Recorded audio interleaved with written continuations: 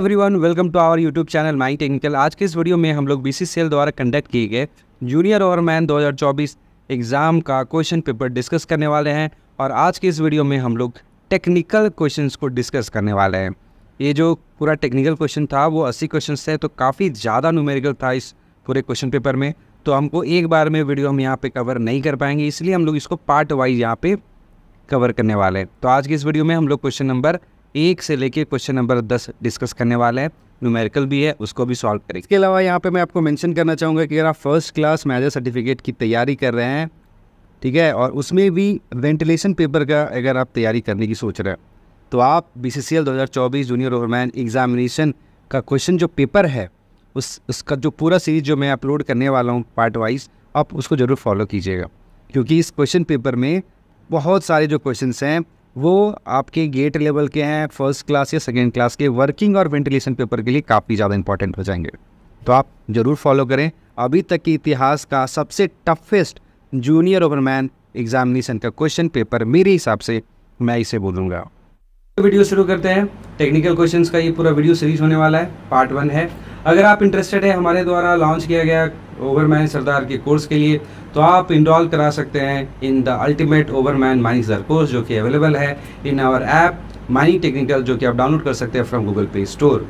इसके अलावा अगर आपने हमें हमारे सोशल मीडिया प्लेटफॉर्म पर अभी तक फॉलो नहीं किया है, तो आप हमें फेसबुक, इंस्टाग्राम, ट्विटर पे फॉलो कर सकते हैं और हमें यूट्यूब चैनल को सब्सक्राइब कर सकते हैं, ताकि ऐसे ही माइनिंग से रिलेटेड कंटेंट आपको समय पे मिलती रहे।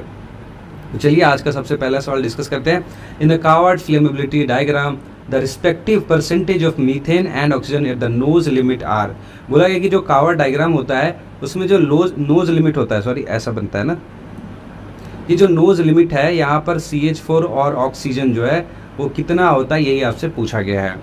तो बहुत सारे बुक्स में अगर आप देखते हैं तो जो मीथेन है यहाँ पे 6% यहाँ पे बताया गया है, और ऑक्सीजन जो है वो कहीं 12.5%, ठीक है, कहीं 12.1% आता है। तो यहाँ पर आप देखेंगे ऑप्शन में कि कौन सा जो ऑप्शन है, ठीक है, वो इसके करीब है। तो यहाँ पे देख सकते हैं 6 कहीं नहीं लिखा हुआ है, तो हमको सबसे नज़दीक क्या दिख रहा है 5.8, और ऑक्सीजन के लिए क्या दिख रहा है 12.1। तो यही हमारा आंसर होगा। हमारा आंसर क्या होगा, ऑप्शन नंबर सी। तो इस तरह से जो है आप सॉल्व कर सकते हैं। ये हमारा नोज लिमिट, यहाँ पर जो मीथेन का जो परसेंटेज होता है वो 5.8 यहाँ इस क्वेश्चन के अकॉर्डिंग, और जो ऑक्सीजन है वो 12.1 होता है। चलिए अगले सवाल की तरफ बढ़ते हैं। अगला सवाल है the maximum wet bulb temperature in underground mines is. भूमिगत खदान में जो अधिकतम वेट बल्ब तापमान होता है वो कितना होता है। बहुत इजी सवाल है। इस सवाल का जो सही उत्तर है वो है option number D, 33.5 degree centigrade as per regulation number 153। अगले सवाल की तरफ बढ़ते हैं। A gas mask does not include. एक गैस मास्क जो है, ठीक है, इसमें क्या शामिल नहीं होता है। Check valve, warning device, face piece assembly या फिर कूलेंट कैनिस्टर। तो इसका सही जवाब है, ये देखिए जो गैस मास्क होता है पहले इस्तेमाल हुआ करता था, आजकल इस्तेमाल नहीं होता है, ठीक है। इसमें जो है चेक वाल्व, वार्निंग डिवाइस कभी कभी डाल देते हैं, फेस पीस तो रहता ही है, कूलेंट कैनिस्टर इसमें नहीं रहता है। अगले सवाल की तरफ बढ़ते हैं हम लोग। अगला सवाल है द केमिकल हॉप्कालाइट यूज्ड इन। जो हॉप्कालाइट केमिकल है वो कहाँ पर इस्तेमाल होता है, सेल्फ कंटेंट ब्रीदिंग एपरेटस में, गैस मास्क में, CO डिटेक्टर में, या MSA के मीथेनोमीटर में। तो इस सवाल में जो है वो थोड़ा डाउट है, ठीक है। इसका आंसर जो है 2 ऑप्शन हो सकता है, क्योंकि गैस मास्क में भी आपका हॉप्कालाइट इस्तेमाल होता है और CO डिटेक्टर में भी इस्तेमाल होता है।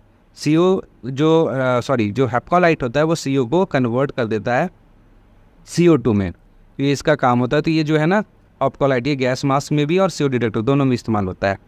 अगले सवाल की तरफ बढ़ते हैं। Sting temp is synonymous with. Sting जो डैम्प है उसका दूसरा नाम क्या है, तो इसका दूसरा नाम है हाइड्रोजन सल्फाइड। इसका सही उत्तर होगा।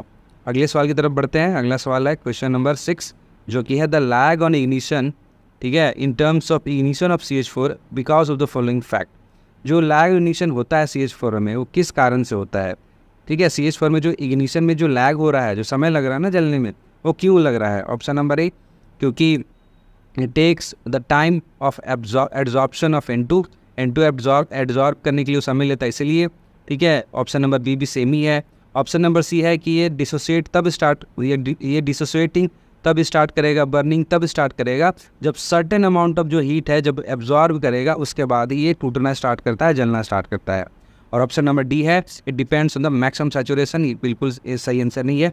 इस सवाल का जो सही उत्तर होगा वो लिखा हुआ है वॉल्यूम नंबर अगर 2 पढ़ते हैं आप तो लैग ऑफ इमिशन CH4 का इसलिए है क्योंकि वो जब तक वो सर्टेन अमाउंट ऑफ हीट जो है वो एब्जॉर्ब नहीं करेगा तब तक वो डिसोसिएट नहीं होता है, तब तक वो बर्न नहीं होता है।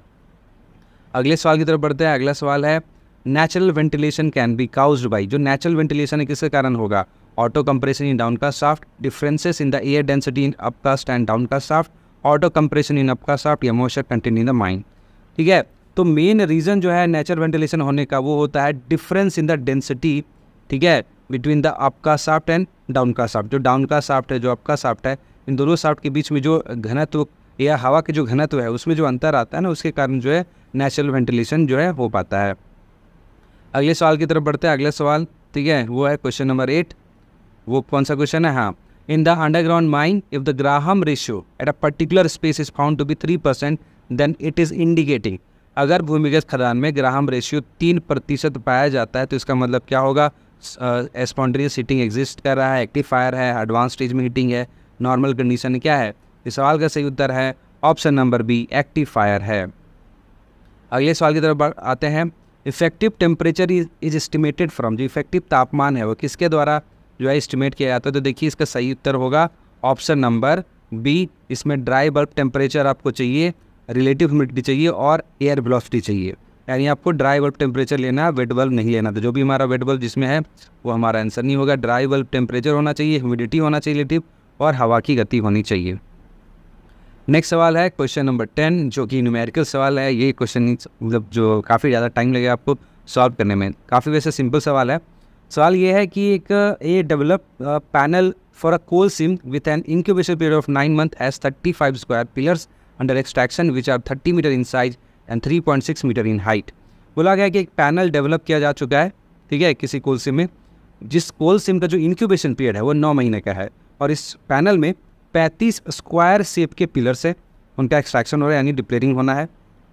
पिलर का साइज़ दिया हुआ है 3 मीटर है, और जो हाइट है पिलर्स की वो है 3.6 मीटर्स।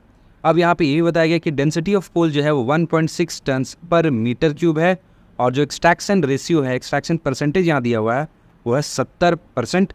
और ये भी बोला गया है कि इसको आपको डिप्लेयर करना है, ठीक है, इस पैनल को विद इन इंक्यूबेशन पीरियड, यानी इंक्यूबेशन पीरियड के अंदर ही आपको पूरा पैनल का डिप्लेयरिंग कर देना है।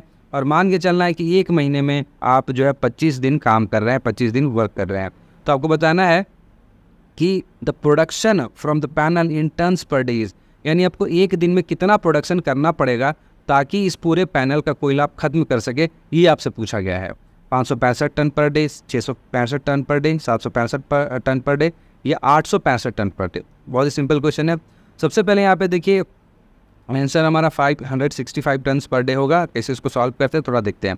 देखिए हमसे सवाल में गिवन क्या क्या, पहले हम लोग ये देख लेते हैं। इंक्यूबेशन पीरियड बोला है 9 महीना, कितना नंबर ऑफ पिलर है, 35 पिलर का एक्सट्रैक्शन करना है, पिलर साइज दिया हुआ है 30 बाई 30 और इसकी ऊंचाई है 3.6 मीटर, ठीक है। तो पिलर का एक डायमेंशन कितना हुआ 30 बाई 3.6, ये पिलर है 30 जो इसका हाइट होगा वो कितना होगा 3.6, ठीक है।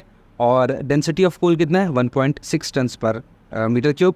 एक्सट्रैक्शन रेशियो कितना है 70% या 0.7 ले सकते हैं। एक्सट्रैक्शन रेशियो का मतलब टोटल कोयला नहीं निकाल पा रहे हैं, सिर्फ 70% ही कोयला निकाल पाइएगा, जितनी, यानी जो पैनल में जो पिलर है उसमें जितना कोयला होगा सब कोयला नहीं निकाल पाएंगे हम, सिर्फ 70% ही कोयला निकाल पाएंगे। 30% मेरा कोयला वो बच ही जाएगा पैनल में। और हम लोग 1 महीने में कितना काम कर रहे हैं 25 दिन काम कर रहे हैं। अब हमको निकालना क्या है डेली प्रोडक्शन। डेली प्रोडक्शन का मतलब 1 दिन में कितना टन, यानी टन पर डे। तो जब भी इसको सॉल्व करना है तो आपको दिमाग में 2 चीज़ होना चाहिए, आपको 2 चीज़ फाइंड आउट करना है। पहला कि आपको टोटल वर्किंग डेज कितना है, आपके पास कितना दिन है, कितना आपके पास समय है, ठीक है। और दूसरा इस पैनल में टोटल कितना निकालने वाला कोयला है, ठीक है। अगर आपको पूरा पता है कि इसमें इतना कोयला है और आपको समय भी पता है कि मेरे पास इतना समय है, इन दोनों को अगर आप डिवाइड कर देंगे तो 1 दिन को कितना प्रोडक्शन करना पड़ेगा वो निकल जाएगा। तो हम लोग को ऐसा ही करना पड़ता है। तो सबसे पहले हम लोग क्या करते हैं टोटल वर्किंग डेज निकालते हैं। हमको क्या बोला गया है कि जो इंक्यूबेशन पीरियड है 9 महीने का है, यानी 9 महीने के भीतर हमको पूरा कोयला का उत्पादन कर देना है। हमको पता है कि एक महीने में जो है 25 दिन हमको काम करना है, क्वेश्चन में दिया हुआ था। तो 9 महीने में कितने दिन हो जाएंगे, 9 महीना गुना 25 डेज़, तो टोटल कितने हो जाएंगे, ठीक है 225 डेज़ हो जाएंगे। यानी हमारे पास कितना दिन है, 225 दिन का समय है उस पूरे पैनल का कोयला निकालने का। अब हमको क्या निकालना है कि पैनल में टोटल क्वांटिटी ऑफ कोल कितना है, जितना हम निकाल सकते हैं, ठीक है। तो सबसे पहले हम समझते हैं, देखिए ये हमारा पिलर है 30 बाई 30 और हाइट था उसका 3.6 मीटर ना। तो हमको एक पिलर में कितना क्वांटिटी ऑफ कोयला निकल सकता है, तो उसका कितना निकलेगा, आप इसका वॉल्यूम इंटू डेंसिटी कर देंगे, है कि नहीं। वॉल्यूम कितना इसका निकल जाएगा, 30 इंटू 3.6 मीटर। ये कोयला का एक पिलर है, एक पिलर का वॉल्यूम इतना होगा, इसके साथ इसका डेंसिटी मल्टीप्लाई कर देंगे 1.6, तो एक पिलर में इतना कोयला मेरा निकल जाएगा, ठीक है। ये एक पिलर का कोयला है। हमारे पैनल में टोटल कितने पिलर्स थे, 35 पिलर थे, तो 3500 पिलर में कितना कोयला होगा, तो एक में इतना है, तो 35 पिलर में मल्टीप्लाइड बाई 35 कर देंगे, तो ये आ जाएगा हमारा 1,81,400 टन कोयला है उस पूरे पैनल में। अब हमको क्या करना है, अब हम जैसे स्टार्टिंग में क्वेश्चन में बताया गया था कि हम 70% ही कोयला निकाल सकते हैं, 100% कोयला नहीं निकाल सकते। तो ये जो 1,81,400 है ना, इसका सिर्फ 70% ही कोयला हम निकाल पाएंगे। तो टोटल कितना कोयला निकाल पाएंगे, 70% ऑफ 1,81,400 करेंगे, तो यहाँ पे आ जाएगा 1,27,008 टन। अब ये हमको पता चल चुका है कि मेरा जो टोटल निकालने वाला जो कोयला है, निकाल सकते जो कोयला है वो है 1,27,008 टन। और हमारे पास समय भी दिया हुआ था, समय कितना हम लोग निकाले थे, हमारे पास समय निकल गया था 225 दिन। हमसे पूछा क्या डेली प्रोडक्शन कितना निकालना है, तो डेली प्रोडक्शन निकालने के लिए क्या करेंगे, जितना मेरे पास कोयला है और जितना मेरे पास टोटल दिन है उसको हम कर देंगे डिवाइड, तो आंसर आएगा 565.48 टन्स पर डे, यानी 565 ले सकते हैं। तो इस हिसाब से जो है हमारा आंसर जो है वो हो जाएगा ऑप्शन नंबर, कहाँ गया, ऑप्शन नंबर ए। तो ये हुआ से कंप्लीट वीडियो। अगर आपको वीडियो अच्छा लगा तो प्लीज़ वीडियो को लाइक करें, चैनल को सब्सक्राइब करें। अगर आपने हमें हमारी सोशल मीडिया प्लेटफॉर्म पे फॉलो नहीं किया तो फॉलो वहाँ कर लें, ताकि जो भी PDF है वहाँ पर आपको मिल जाए। हमारा ऐप भी डाउनलोड कर सकते हैं अगर आप इंटरेस्टेड है हमारे कोर्स में इनरोल करने के लिए। तो मिलते हैं एक और ऐसी वीडियो में, टिल देन एज ऑलवेज जय हिंद जय भारत।